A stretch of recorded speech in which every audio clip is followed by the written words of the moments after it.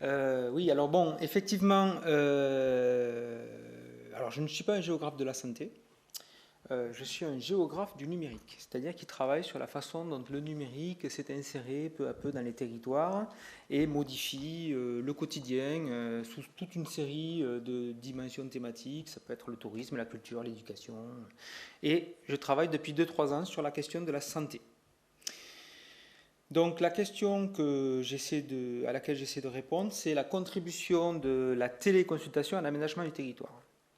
Alors, je vais commencer par poser un petit peu ce qu'est la téléconsultation et surtout ce dont je parle en réalité. Je vais commencer par la téléconsultation qui représente en gros 95% des usages de la téléconsultation, qui a explosé avec presque 20 millions d'actes pendant la Covid.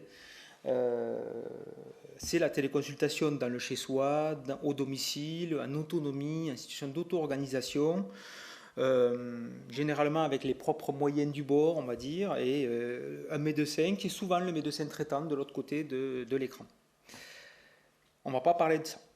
Le deuxième type de téléconsultation auquel je m'intéresse et ce dont on va parler, je ne vais pas faire durer des suspense trop longtemps, c'est la téléconsultation qui est permise au travers de bornes et de cabines de téléconsultation qui sont essentiellement déployées dans les pharmacies, en tout cas dans des lieux ouverts au public, avec des outils connectés qui permettent d'avoir de la mesure médicale et des indicateurs médicaux, ce que ne permet pas la téléconsultation en autonomie dans le chez-soi, puisque tout est finalement dépendant de l'échange et du dialogue qu'il peut y avoir avec le médecin. Dans le deuxième cas, ce n'est pas le médecin traitant qui est de l'autre côté de l'écran. Le troisième type de téléconsultation, c'est celles qui s'organisent autour des communautés professionnelles territoriales de santé. Pas tous les CPTS, mais de plus en plus de CPTS mettent en place ce qu'on appelle la téléconsultation assistée et augmentée. C'est-à-dire que c'est une téléconsultation qui est assistée généralement par un ou une infirmière et qui est augmentée puisqu'elle utilise les outils numériques pour échanger avec le médecin ou le spécialiste qu'il y a de l'autre côté de l'écran. Donc c'est une approche extrêmement structurée, médicalement parlant, très exigeante en termes de logistique, avec des rendez-vous, des organisations qui se mettent en place. Et l'idée, c'est quand même de remettre le patient dans un parcours de soins, parce qu'en général, il ne l'est pas. Il peut l'être, mais le plus souvent, il ne l'est pas. Donc, ah oui, je me suis... Alors, je me focalise, moi, dans le cadre de ce travail, qui est un travail financé par le Forum Vie Mobile, qui s'intéresse aux déplacements, aux proximités, y compris aux nouvelles proximités. Je me focalise sur les bornes et les cabines de téléconsultation, qui se présentent aujourd'hui beaucoup plus que pour le cas des CPTS, qui est un peu anecdotique pour le moment, comme une alternative à l'autonomisation de la pratique. Donc ce sont des bornes qui sont situées généralement dans des espaces qui ne sont pas a priori dédiés aux soins. Donc les pharmacies, c'est pas de plus en plus, mais ce n'est pas a priori un espace dédié aux soins. Les pharmacies représentent 93% du déploiement aujourd'hui. Donc il y a un déploiement qui se diversifie aussi dans d'autres lieux, on le verra. Ça constitue une alternative à la téléconsultation autonome. Ces outils, ces dispositifs se déploient par les startups qui vendent le produit, notamment Medadome, Tessan et Elfi, dans une moindre mesure, au nom de la lutte contre la désertification médicale. Alors je ne veux pas parler de désertification médicale, mais c'est l'argument essentiel qu'ils mettent en avant pour légitimer la présence de ces cabines dans les territoires.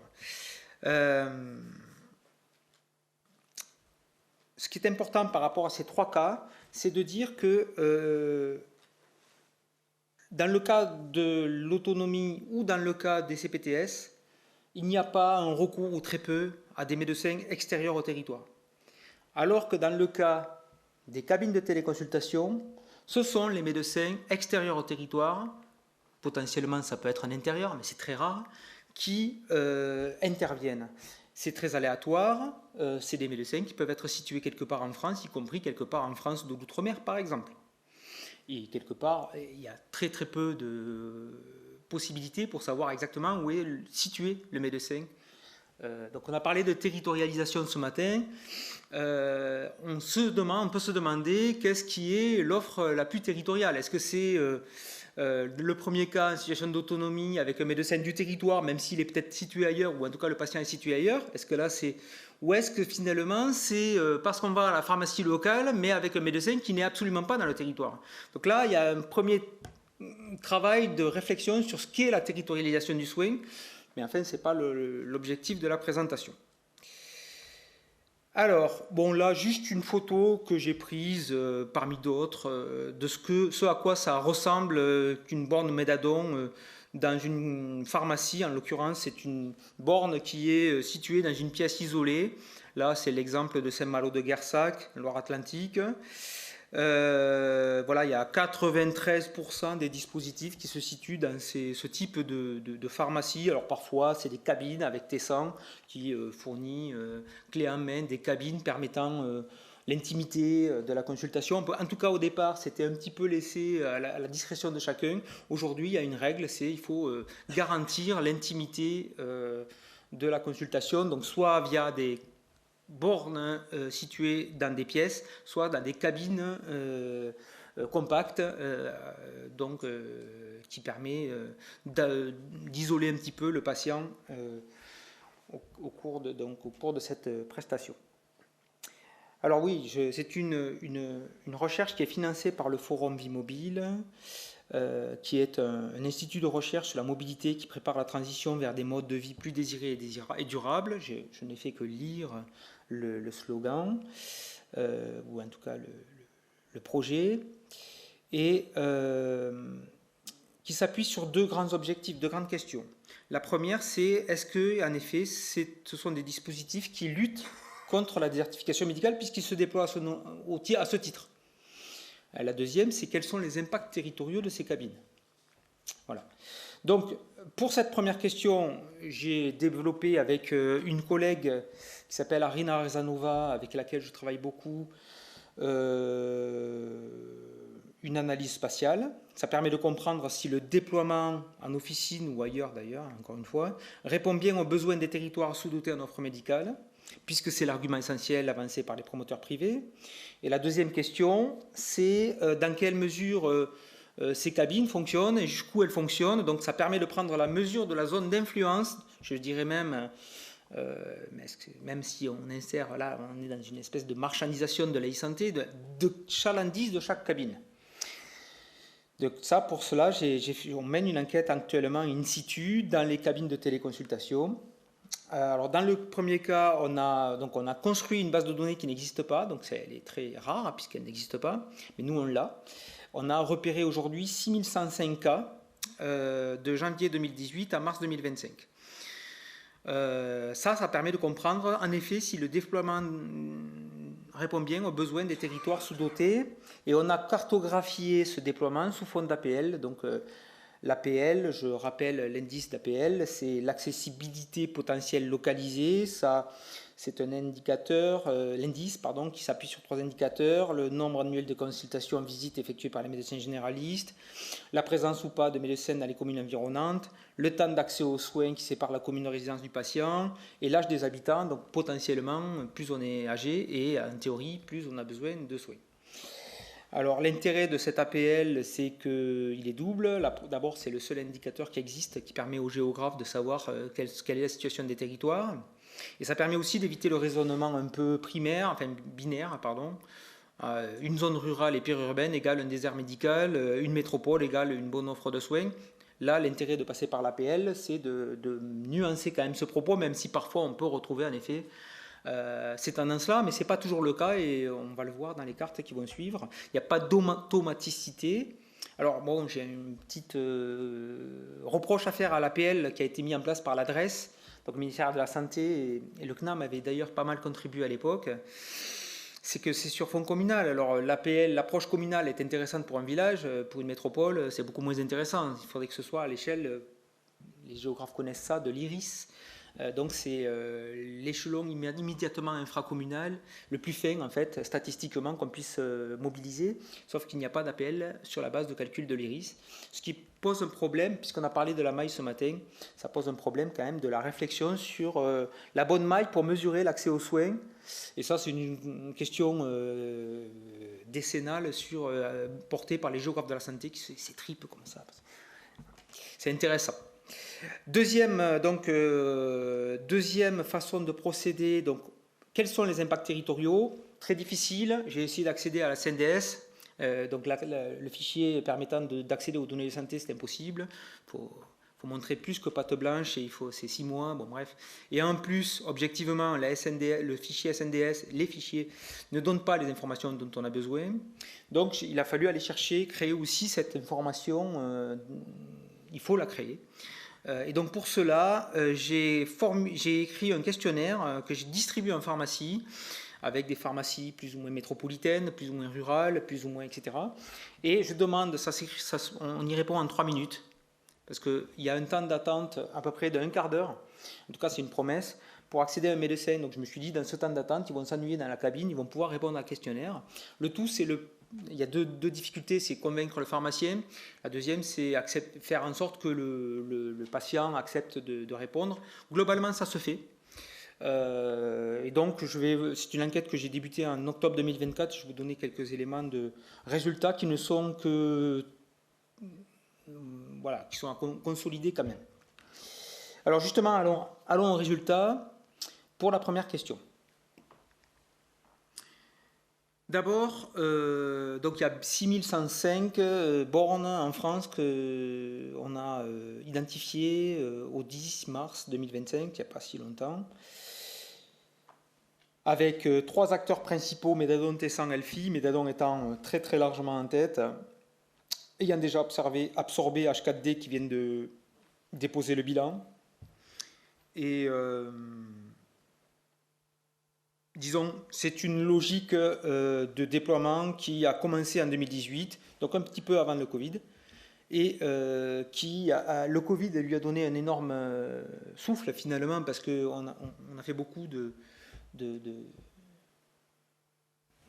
visites par Internet, de téléconsultation, et finalement ça a permis d'installer dans l'esprit des gens l'idée qu'on peut aussi se faire consulter à distance. Et il y a une diversification en cours de ce déploiement. Donc là, je vous présente une carte sous fond d'APL et tous les points noirs représentant à chaque fois une cabine.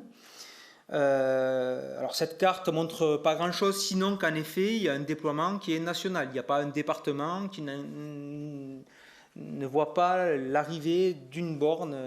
Donc c'est présent partout. Mais ce n'est pas le plus intéressant. La première question qu'on se posait, c'est est-ce que ça va là où ça devrait aller, puisque la promesse, c'est le désert médical. Alors je vous propose un petit voyage du nord au sud, avec une approche régionale. J'aurais pu prendre d'autres régions, mais ces quelques régions-là, avec une exception qu'on va évoquer tout à l'heure, sont très significatives de toutes les autres régions. Donc je ne vais pas vous faire passer les 13 régions. Ça ne servait pas à grand chose. En fait, ce qu'il faut bien considérer, c'est que les zones de sous-densité médicale sont globalement oubliées par les bornes. C'est-à-dire que ça ne répond pas à la promesse, ça ne répond pas vraiment à la promesse, puisqu'on peut voir par exemple ici, dans les Hauts-de-France, que la plupart des cabines donc, qui sont en noir, des points noirs, sont positionnées dans des communes à fort APL, puisque je rappelle que l'APL au-dessus de 4 est considéré comme un indicateur qui permet de dire qu'on n'est pas en désert médical, qu'on est plutôt dans une bonne situation médicale, puisque ça signifie concrètement qu'on peut avoir 4 visites par an sans aucun problème auprès d'un médecin. Ici, là, j'ai généraliste, je travaille d'abord sur les généralistes. Alors, c'est des soins non programmés, évidemment. Mais on voit bien qu'avec les Hauts-de-France, bon, ça se situe très clairement dans le nord des Hauts-de-France et donc dans des endroits où, globalement, l'APL est plutôt bien satisfaisant, un petit peu aussi dans des zones un peu intermédiaires où l'APL ne l'est plus puisqu'elle n'atteint pas le seuil de 4, et assez peu, même si ça se déploie de plus en plus quand même, dans des endroits où il y a des véritables difficultés, donc les zones blanches. On va faire la même chose pour l'Île-de-France, encore plus révélateur. On voit bien que ça se situe très fortement autour du prisme parisien, puis première couronne, et finalement assez peu dans les zones sous-dotées. De la même façon, si je refais un zoom, on voit bien que la plupart des cabines se situent à Paris et dans son immédiate proximité. Centre-Val de Loire, exception. L'exception qui confirme la règle, alors on pourra peut-être évoquer s'il y a des questions, parce que je n'aurai pas le temps, mais là on a l'exemple même d'une région où les cabines se déploient fortement dans les zones sous-dotées. Donc je laisse ça pour plus tard si jamais il y a besoin de répondre aux questions. Auvergne-Rhône-Alpes, on descend encore, ce sont les mêmes résultats, les zones sous-dotées sont totalement évacuées de cette dynamique. Provence-Alpes-Côte d'Azur, de la même façon, on voit exactement les mêmes résultats. Donc finalement, ce qu'on peut voir, c'est qu'on a une distribution qui obéit à une logique qui n'est pas celle qui était la promesse annoncée. Donc globalement, on a seulement 18,5% des 6105 cas qui se distribuent dans des déserts médicaux, ce qui correspond à un déficit de 12,35% pour les communes les plus carencées. Elles sont sous-représentées dans la démarche. Donc, première question, est-ce que ça se positionne là où, a priori, il y en aurait le plus besoin? La réponse est pas vraiment, même si, par contre, il y a des zones intermédiaires qui profitent de cette dynamique. Une dynamique qui se diversifie fortement, notamment avec l'optique. Tout l'ophtalmo, donc tous les magasins Offre-le-Loup, par exemple, ont annoncé intégrer des cabines de téléconsultation. Une dynamique de diversification qui va très vite et qui, notamment autour de l'optique, est en train de booster, je dirais, la présence des cabines dans les territoires. Alors, finalement, on peut imaginer 3 scénarios pour 2030. Le scénario de la généralisation, est-ce que ça va continuer à progresser? Le scénario du maintien dans les communes à faible APL avec une disparition de ce qui existe déjà dans les villes, et le scénario de la disparition totale, dans la mesure où les gens ça pourrait être considéré comme une sorte de showroom où on va mettre en test la pratique de la téléconsultation qu'on va ensuite faire chez soi. Bon, moi, je crois qu'aujourd'hui, au regard des résultats qu'on a, des tendances observées sur le temps long, on voit qu'en fait, moi je crois qu'on va vers le scénario de la généralisation, très clairement. C'est-à-dire que les points verts là que vous voyez à l'écran, c'était les projections de Médadon qui est l'essentiel, donc on est loin de la projection, mais malgré tout la courbe est croissante, elle va vraiment augmenter. On a senti une grosse augmentation dans les derniers mois, et donc on est dans un rythme qui se développe fortement. Bon, alors, il y a 3 conséquences. D'abord, ça fragilise le parcours patient, on pourra en reparler. Ça fait disparaître quand même globalement le colloque singulier. Et puis, c'est le risque d'une solution temporaire qui dure. Juste pour la deuxième question, très rapidement, puisque c'est un petit peu... J'ai laissé des questionnaires dans les pharmacies, alors plutôt cœur de métropole, plutôt ville moyenne, plutôt commune rurale. Et ce qu'on peut voir, c'est que plus c'est rural, plus cela rayonne et moins cela concerne les publics de proximité. Alors, c'est intéressant parce que j'ai pris un APL comparable. C'est-à-dire, on n'est pas dans des zones moins bien dotées que d'autres, c'est le même type d'APL. Donc, on a le même niveau d'offre médicale et on voit bien que ce n'est pas du tout les mêmes résultats, et je passe aussi sur les modalités d'accès à ces cabines qui intéressent fortement le Forum Bimobile, puisque c'est les mobilités. Conclusion. Quelques faits saillants, il y en a 2. De conclusion, une conclusion qui remonte un petit peu, qui reprend un peu les faits saillants. Le marché donc, des bornes de téléconsultation est en pleine expansion. L'analyse spatiale montre que les stratégies d'offres évitent les zones en situation de besoin critique, globalement. On a donc une démarche qui est largement guidée par l'offre commerciale, une certaine marchandisation de la santé et de la e-santé, ce qui n'est pas étonnant. Alors, par contre, on voit que dans le cadre, on a parlé de territorialisation, dans le cadre de ce procédé, par rapport au fait de faire de la téléconsultation dans le chez-soi, on est quand même dans un processus de reconstruction territoriale, de reterritorialisation, on va plus loin que la territorialisation, après une phase de déterritorialisation, c'est-à-dire de confiance de la téléconsultation depuis le domicile, où finalement on était hors sol totalement, encore que ça se discute, puisque je l'ai dit tout à l'heure. Alors il y a deux des éléments qui sont intéressants d'un point de vue géographique. Le digital placemaking, ça permet une connexion à la modernité qui ne se fait pas au détriment de l'ancrage, puisqu'on remet de la proximité du soin via les pharmacies dans les territoires. Et finalement, pour répondre à la question de la contribution de la téléconsultation à l'aménagement du territoire, je pense qu'à court terme, c'est une solution, disons, efficace, je mets ça entre guillemets, parce que je ne vais pas dans la qualité du soin donné, mais ça augmente sans attendre la capacité d'accès aux soins. Donc il y a un effet palliatif, sans vouloir faire un jeu de mots, pour les territoires qui se dotent de ces outils. Mais à moyen terme, la généralisation du modèle pourrait entraîner l'émergence d'une médecine générale sans médecin dans les territoires, dans certains territoires, ce qui pourrait justifier aussi la tendance au délaissement territorial, où on dit bon, finalement le numérique va pouvoir faire accéder aux services. Jusqu'à présent, on endurait un petit peu la pénurie, et là on dit oui, non, mais on a trouvé la solution, c'est le numérique. Donc je pense qu'il y a quelque chose qui est intéressant, c'est peut-être changer de paradigme d'une logique de l'accès potentiel ou de l'accessibilité potentielle localisée. On devrait passer à un usage effectif. Je rappelle que dans l'APL, la question des cabines de téléconsultation ne sont pas prises en compte, alors même que Doctolib permet d'identifier les cabines. D'ailleurs, c'est totalement inutile puisqu'il n'y a pas besoin de rendez-vous, mais Doctolib le fait, ce qui est intéressant aussi. Voilà, et peut-être pour grappiller encore une seconde, faut savoir que les gens qui téléconsultent en cabine le font d'abord parce que leur médecin traitant est indisponible, ensuite parce qu'ils n'ont pas de médecin traitant, ensuite parce qu'ils considèrent que c'est un gain de temps, et enfin parce qu'ils considèrent que c'est une urgence. Alors c'est des travaux qui ont été publiés, un petit peu expérimental auprès de la région de Normandie, et un autre qui va sortir incessamment sous peu, même si je n'aime pas l'expression, dans la revue GeoJournal, qui est une revue américaine. Voilà, je vous remercie.